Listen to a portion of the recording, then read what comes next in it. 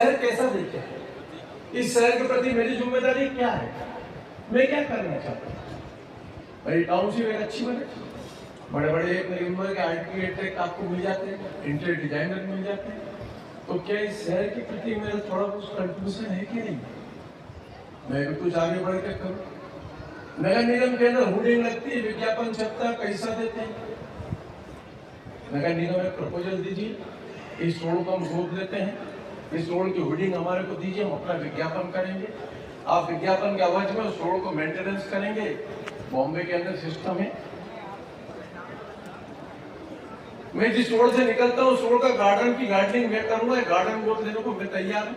मेरी पार्टनरशिप है, मैं शहर के बीच में कुछ करके दिखाना चाहता हूँ, क्योंकि शहर अपना है। बाहर का आदमी आता है तो बात करता है रायपुर है, तो रायपुर की पहचान बनेगी, आपकी अपनी पहचान बनेगी।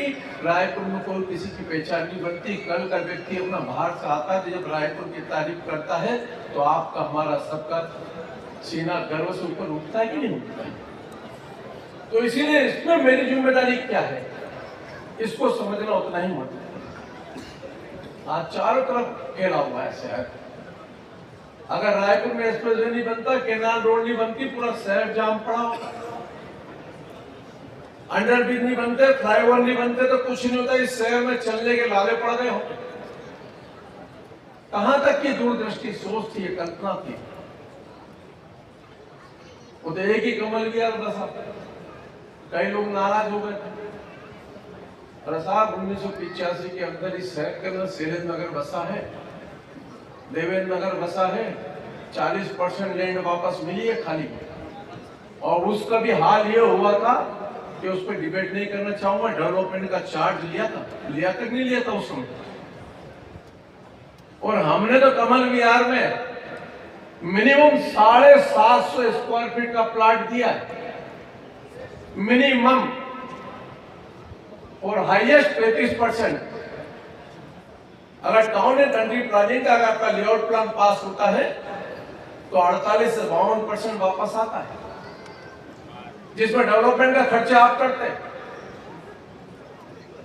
उसको विकसित प्लानिंग के साथ में बसाने की योजनाओं के लिए आपको इन्वेस्ट करना पड़ता है। और जब इन्वेस्ट किया हुआ पूरा शहर बस रहा, झुग्गी मुक्त शहर हो रहा था, तो ये कोई छोटा मोटा काम नहीं है। शहर के बीच में रिक्शा भी चलेगा, साइकिल भी चलेगी, ट्रक भी चलेगा, कार भी चलेगा, और पैदल भी चलेगा। ये रायपुर में देखने को मिलता है। सिंगल फुटपाथ नहीं है, सिंगल फुटपाथ कि जिस पर पब्लिक चले। और दुर्भाग्य के साथ में कहता, मैं नो पॉलिटिकल बात करता हूं, 5 साल में सिर्फ शहर में कब्जे हुए रोडों के ऊपर। किसी भी रोड पे निकल जाए, एक रोड ऐसी नहीं होगी जिसके ऊपर कब्जा नहीं। ये दर्द होता है जब इस शहर को संवारने के लिए मरते खपते हैं और विरोध सह करके भी आगे बढ़ने का काम करते हैं, और जब इसको बिगाड़ने के लिए कोई लोग आ जाते हैं और उसके ऊपर प्रशासनिक अधिकारी भी ध्यान नहीं देते तो दर्द होता है। आपका प्रोजेक्ट अगर बिगड़ जाए तो आप कर्मचारी के ऊपर नाराज होते हैं, आप प्लानर के ऊपर नाराज होते हैं, आप आर्किटेक्ट के ऊपर नाराज होते हैं। लेकिन जब ये अपने शहर को बिगाड़ने के लिए कुछ लोग एकत्र हो जाएं तो जनता को जागरूक होना पड़ेगा। यही मेरा आग्रह है। यह शहर आपका अपना, आओ इसको सुंदर और स्वच्छ बनाएं और इस शहर को आगे लेकर के जाएं। आज क्रीडाई के मंच पर आया हूं, किसी दिन बैठेंगे, बहुत खुल के चर्चा होगी, और चर्चा करने में मजा होता है। संवादहीनता नहीं होना चाहिए जीवन में। जहाँ संवादहीनता होती है वहाँ समाधान नहीं होता है। चर्चा करने से रिजल्ट आता है, आउटपुट आता है, और उसी में मंथन होता है। कल कृष्ण भगवान का जन्मदिन मनाने, और जितना मंथन करोगे उतना मक्खन अच्छा निकलेगा। आओ मंथन करें, कृष्ण भगवान का जन्म मनाए। बहुत बहुत शुभकामनाएं।